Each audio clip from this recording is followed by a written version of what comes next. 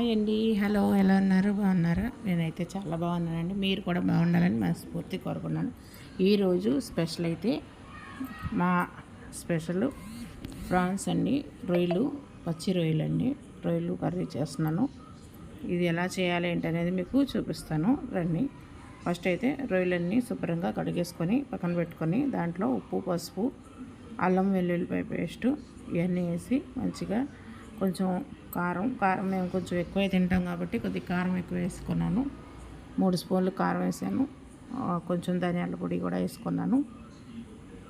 చూడండి, ధనియాల పొడి కూడా వేస్తున్నాను. ఈ మధ్య అయితే నేను వీడియోస్ సరిగ్గా పెట్టట్లేదండి. ఎందుకంటే కొంచెం ఒంట్లో బాగాలేదు, అందుకని పెట్టట్లేదు. ఇక నుంచి డైలీ వీడియో పెడతాను.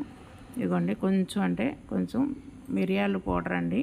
ఈ మిరియాల పౌడర్ అనేది వేసుకుంటే ఈ రొయ్యలు వాతం అంటారు కదండి, మనకి కాళ్ళ నొప్పులు ఎన్నో ఉన్న వాళ్ళకి ఈ మిరియాల పౌడర్ వేస్తే మనకి ఆ వాతం అనేది ఉండదు.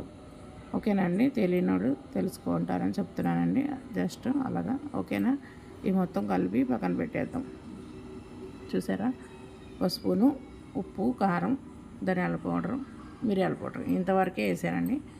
తర్వాత మనం పచ్చి కొబ్బరిను, జీడిపప్పు పలుకులు పేస్ట్ చేసుకొని పక్కన పెట్టుకున్నాను.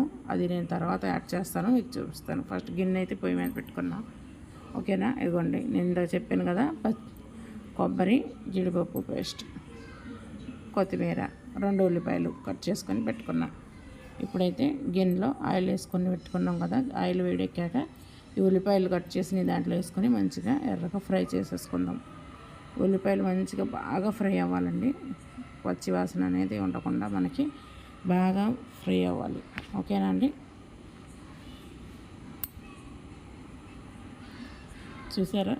ఫ్రై చేసేసాను.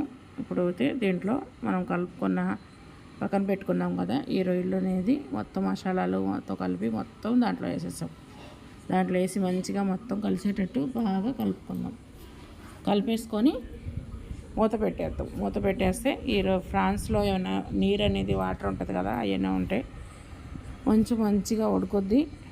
ఓకేనా? ఇదిగోండి, ఒక 10-15 నిమిషాల తర్వాత నేను సిమ్లో పెట్టి ఉడికించి చూపిస్తున్నాను. ఇప్పుడు దీంట్లో మనం ఈ జీడిపప్పును, మనం కొబ్బరి 2 మిక్స్ చేసి మెత్తగా పేస్ట్ చేసుకున్నాం కదా, అది వేసుకుందాం.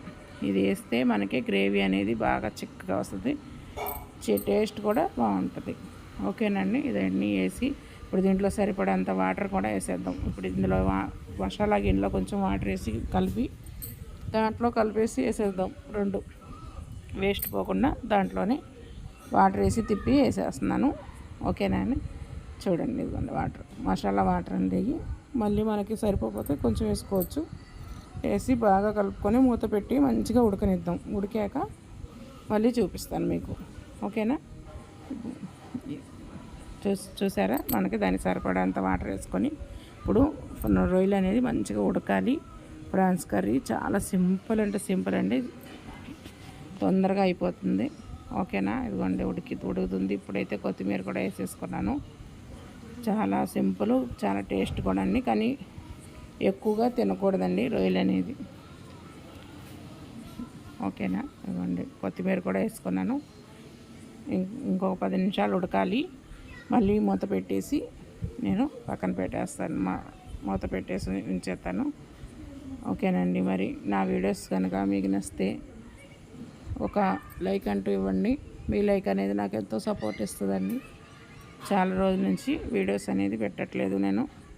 ఓకేనా? మళ్ళీ ఇప్పటి నుంచి అయితే పెడతానండి. నా ఛానల్ని కొత్త వాళ్ళు అయితే సబ్స్క్రైబ్ చేసుకోండి. ఇవ్వండి, ప్రాన్స్ కర్రీ అయితే అయిపోయింది. చూసారా? కర్రీ అనేది చాలా టేస్ట్ ఉంటుంది. చూడడానికి కూడా ఎంత కలర్ఫుల్గా కనిపిస్తుంది చూడండి. ఓకే అండి, ఉంటాను. బాయ్.